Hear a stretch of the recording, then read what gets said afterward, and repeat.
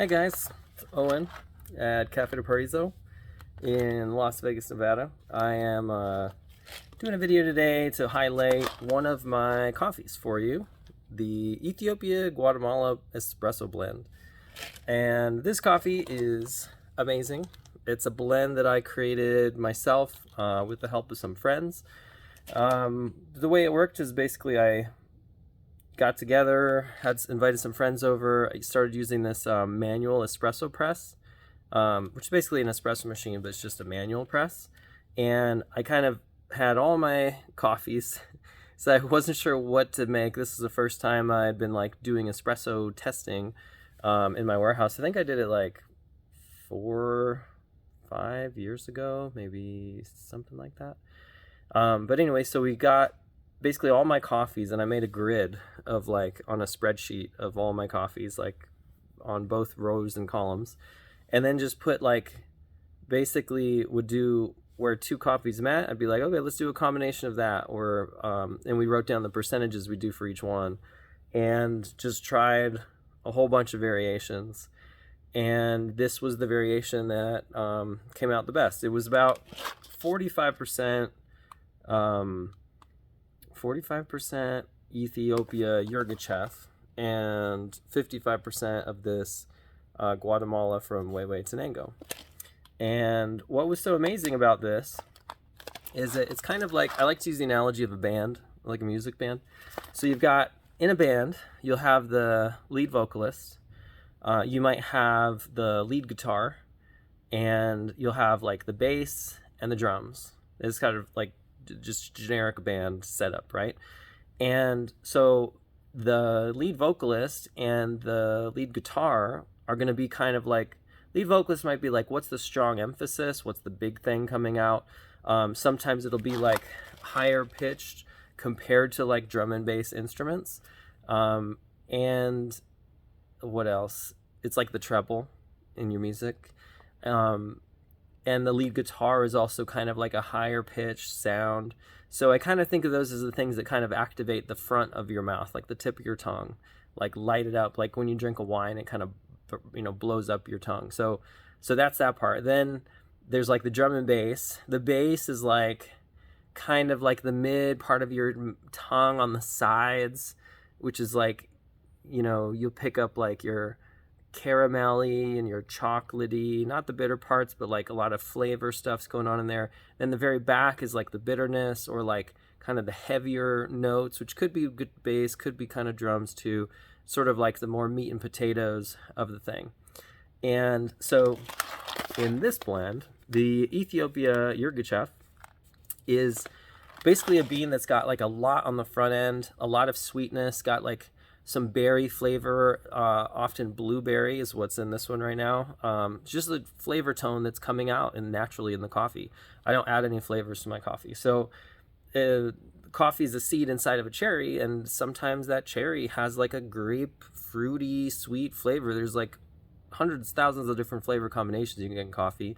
And when it's high quality coffee, you can get these like incredible things. It can taste like blueberries, it can taste like roses, taste like all sorts of interesting stuff. So that Ethiopia happened to have that flavor, but it didn't have a lot of the back end drum and bass kind of heavier body or finish. So that's where the Guatemala comes in. And the Guatemala has like nuts, toffee, chocolate, fruit. It's got some sweetness, but it's like super well-rounded, super balanced, and it's got that drum and bass. It's got that nuts and chocolate. So together they make this amazing combination that, particularly for espresso to me, when you drink it, I want to get like the flavors of the coffee kind of marching down my mouth, like hitting my tongue, lighting it up, hitting the next part of my tongue, lighting it up, lighting up the back, having a good finish, and doing all those things, as opposed to like only hitting one part of the tongue and then kind of dying out.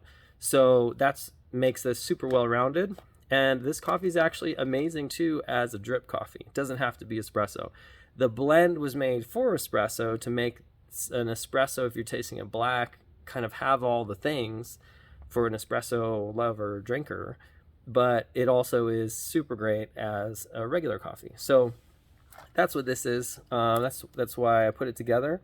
And it says espresso blend, but again, you could use it for anything. I sell this on my website, cafetaparizo.com.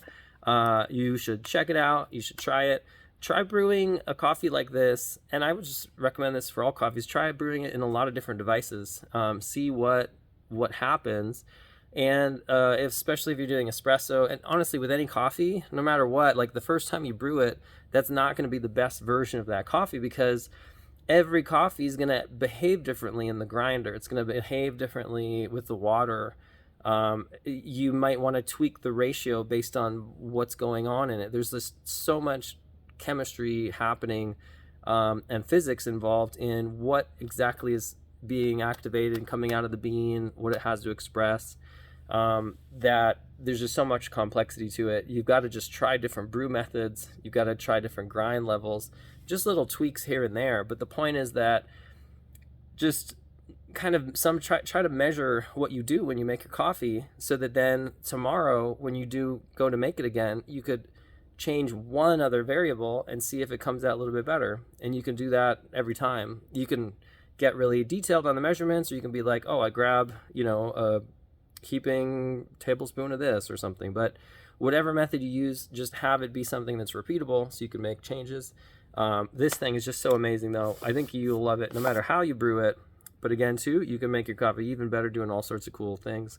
And this is a coffee you definitely want to try that with, because it is so kick butt. I love it. So you can check it out, cafedeprisa.com. I hope you try this. If you do get to try it, let me know in the comments. If you have specific types of flavors you'd like to get in espresso, let me know. For roast level, I want to let you know something. So in general, there is no set roast level for coffee for espresso. Espresso, people will roast for espresso. Usually that means they're roasting darker, because espresso is often combined with milk, and the darker roast can help sometimes have some flavor coming through the milk and still saying something, having a strong flavor.